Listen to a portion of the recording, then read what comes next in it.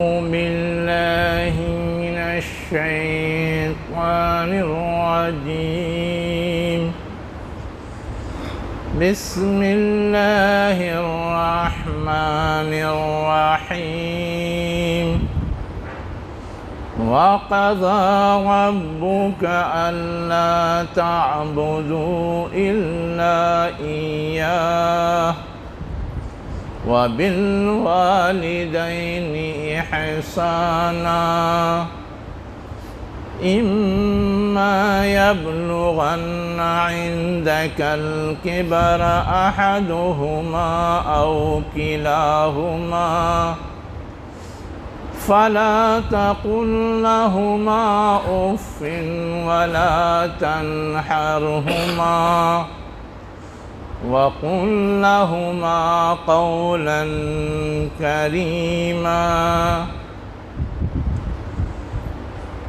شروع اللہ کے نام سے جو انتہائی مہربان، ہمیشہ رحم فرمانے والا ہے.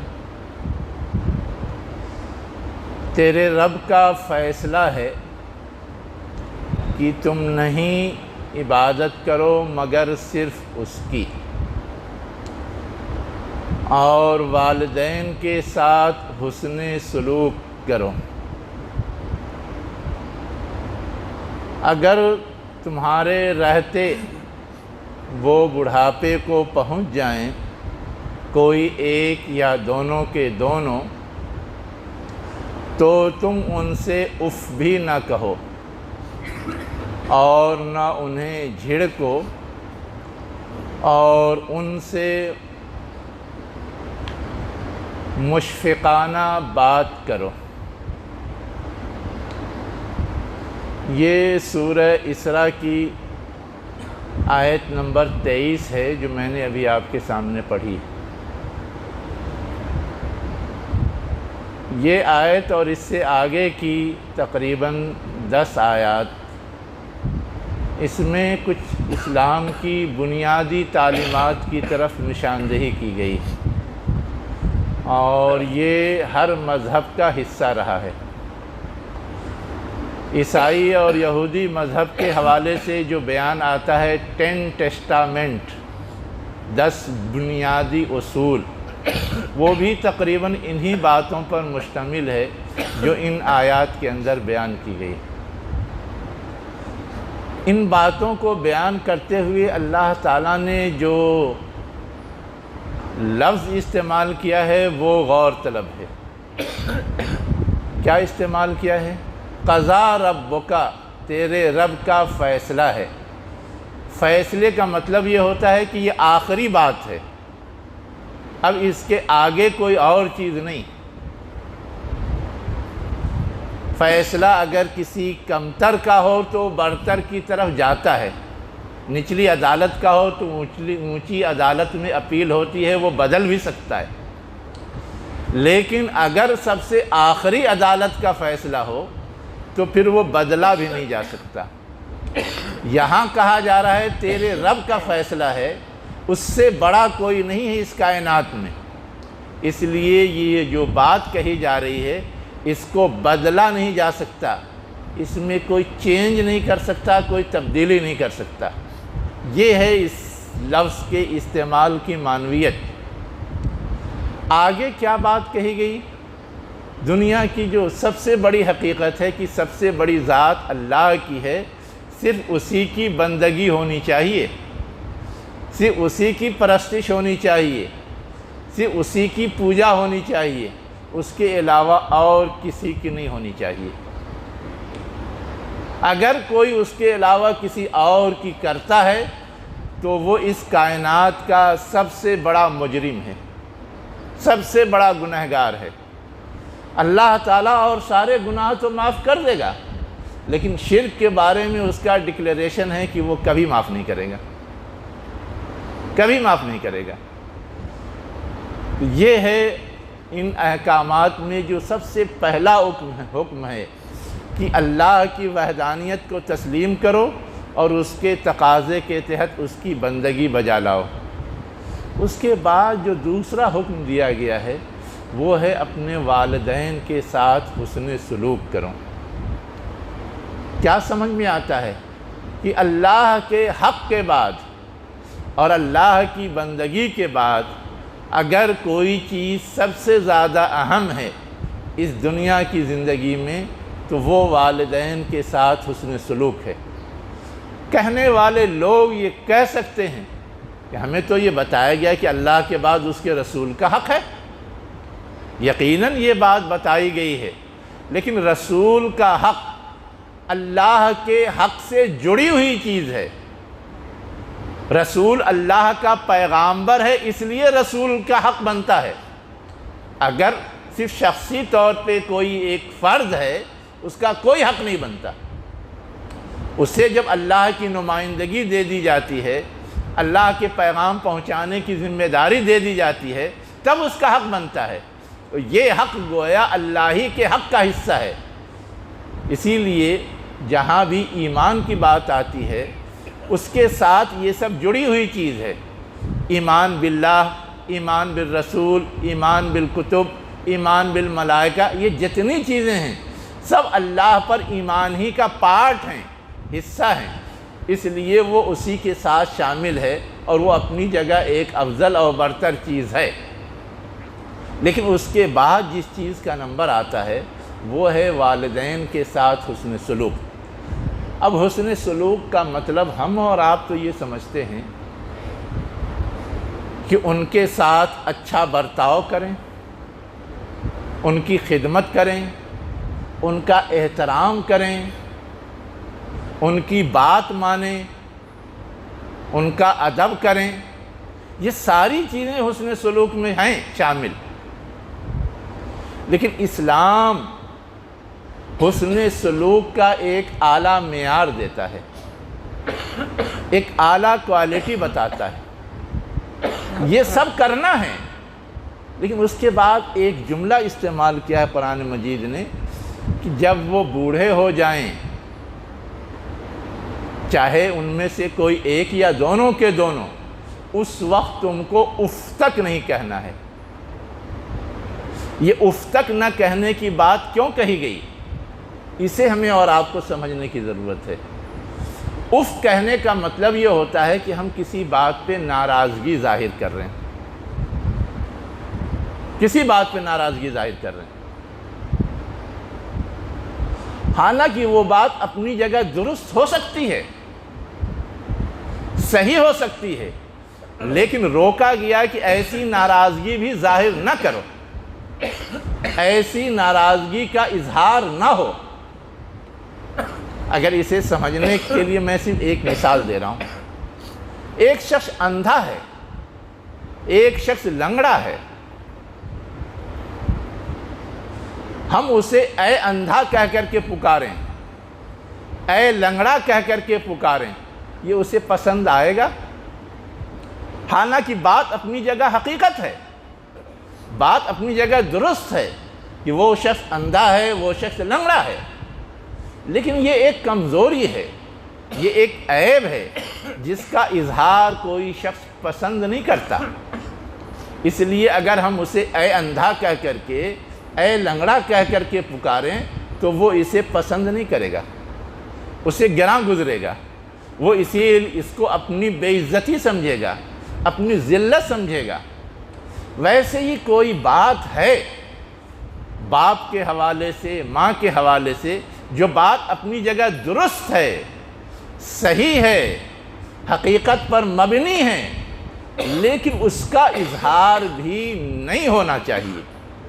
یہ ہے اعلیٰ حسن سلوک، یہ ہے حسن سلوک کا اعلیٰ معیار اور بہترین مظاہرہ جس کا یہاں مطالبہ کیا گیا ہے، جس کی طرف تلقین کی گئی ہے۔ ہم اور آپ کیا کرتے ہیں؟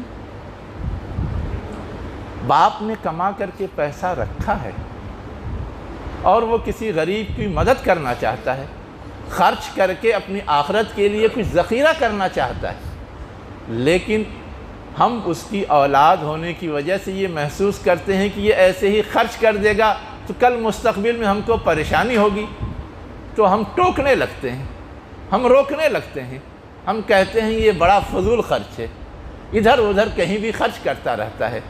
ہم لوگوں کی کوئی فکر نہیں کرتا۔ اب یہ جو ہم کہہ دیں گے اس سے تکلیف نہیں ہوگی۔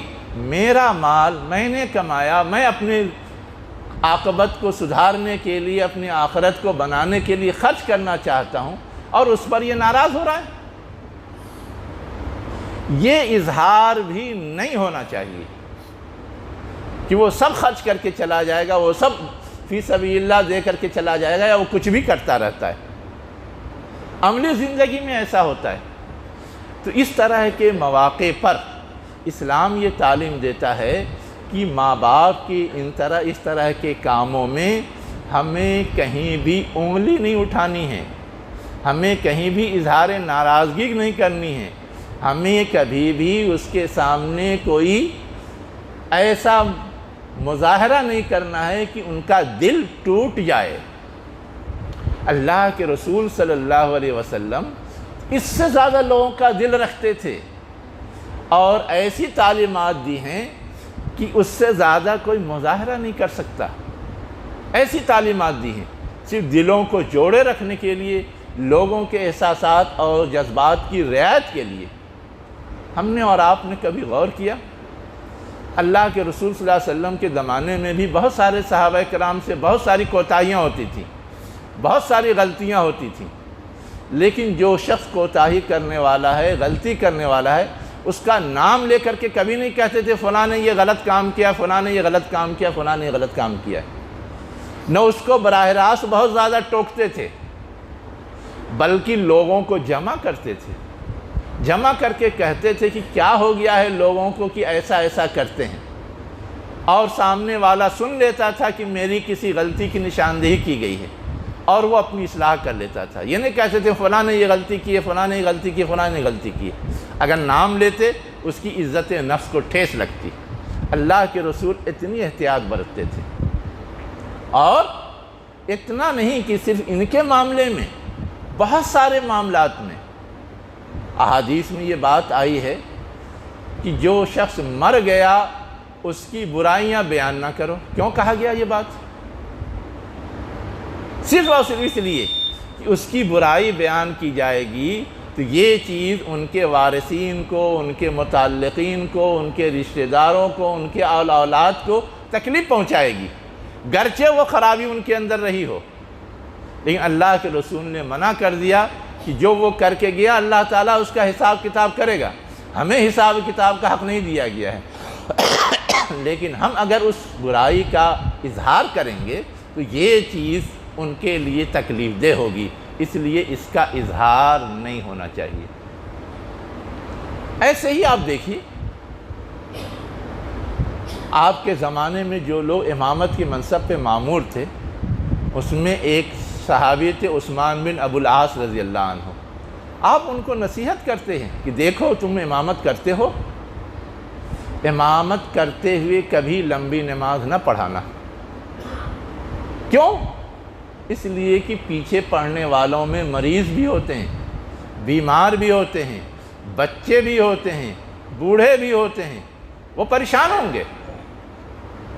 تمہیں تنہا پڑھنی ہے، جتنی لمبی نماز پڑھنی ہے پڑھو، اللہ سے جتنی قربت اختیار کرنی ہے کرو، لیکن جو لوگ کی مشکلات کا شکار ہیں ان پہ بوجھ نہ بنو، ان کی قوت، ان کی طاقت، ان کی صلاحیت، ان کے احساسات اور جذبات کی رعایت کرو، ورنہ یہ چیز انہیں بھاری لگے گی تو وہ کترانے لگیں گے۔ احادیث کے اندر یہ واقعہ بھی آتا ہے کہ ایک صحابی نے بہت لمبی نماز پڑھا دی، دوسرے صحابی بہت تھکے ہارے تھے، ان کو برداشت نہیں ہوا، وہ نماز چھوڑ کر کے الگ سے پڑھ کے چلے گئے۔ اللہ کے رسول کو خبر ہوئی تو آپ نے کہا جس صحابی نے یہ لمبی نماز پڑھائی تو ان کا افتانن، اے فتنے میں ڈالنے والے، آزمائش میں ڈالنے والے، ایسا بند کر دو۔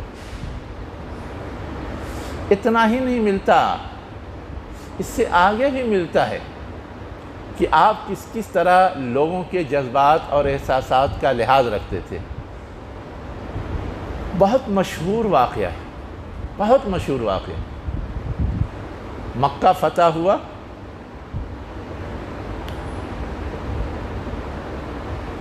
فتح کے شان کے مظاہرے کے لیے دنیا کے فاتح کیا سلوک اختیار کرتے ہیں؟ مفتوح کو غلام بناتے ہیں، مفتوح کا مال و اسباب چھینتے ہیں، مفتوح کو ذلیل کرتے ہیں، ان کی عورتوں کو لوڈیاں بنا لیتے ہیں، اور پتہ نہیں کیا کیا کرتے ہیں، ان کے مال و اسباب کو برباد کرتے ہیں۔ اللہ کے رسول نے یہ سب کچھ نہیں کیا، لیکن اس کے آگے اس سے زیادہ اہم بات ہے جو پتہ نہیں آپ نے سیرت میں پڑھی یا نہیں پڑھی۔ اللہ کے رسول نے اسلامی شان و شوکت کے مظاہرے کے لیے جتنی افواج تھی اور جتنی ان کی ٹولیاں تھیں، ان کو کہا کہ مختلف دروازوں سے مکے کے اندر داخل ہو، تاکہ لوگ دیکھ لیں کہ اسلامی فوج کتنی بڑی ہے اور کتنی شان و شوکت والی ہے، وہ مرعوب رہیں، کل کو پھر کیا کہتے ہیں دعویٰ لے کر کے کھڑے نہ ہو جائیں اور تماشے نہ کریں۔ جب یہ قافلے گزر رہے تھے، ان قافلوں میں سے ایک قافلے کے سردار تھے انصار کے سردار سعد بن عبادہ رضی اللہ عنہ۔ جب وہ گزرے مکے کے سردار ابو سفیان کے سامنے سے، تو ابو سفیان سے کہا، اے ابو سفیان، بڑی دشمنی پالتے تھے، آج خونریزی کا دن ہے، آج قتل کا دن ہے، جتنی شرارتیں کی ہیں اور دشمنیاں نکالی ہیں سب کا بدلہ لیا جائے گا۔ اب یہ سن کر تو ابو سفیان کے کان کھڑے ہو گئے۔ انہوں نے حضور کی خدمت میں پہنچ کر فریاد کی کہ سعد بن عبادہ تو ایسا کہتے ہیں، اور آپ نے تو ایک اچھے بھائی ہونے کا ثبوت پیش کرتے ہوئے یہ اعلان کر دیا ہے کہ آج کسی کی گرفت نہیں ہوگی، آج کسی کا مواخذہ نہیں ہوگا، جو خانہ کعبہ میں چلا جائے وہ محفوظ ہے، جو میرے گھر میں چلا ہے محفوظ ہے، وغیرہ وغیرہ۔ اللہ کے رسول صلی اللہ علیہ وسلم نے محسوس کیا کہ یہ چیز ان کو خوف میں مبتلا کر رہی ہے، ان کے احساسات مجروح ہو رہے ہیں، ان کا ذہن تبدیل ہو رہا ہے۔ آپ نے سعد بن عبادہ رضی اللہ عنہ کو بلایا، اور جس دستے کی کمان اور جھنڈا آپ نے ان کو دے رکھا تھا، وہ جھنڈا لے کر کے ان کے بیٹے کو دے دیا، قیس بن سعد کو۔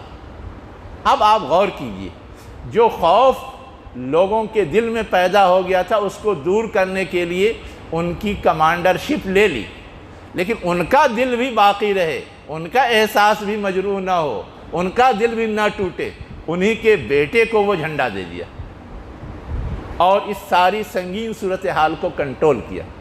اتنا لوگوں کے احساسات اور جذبات کا خیال رکھتے تھے۔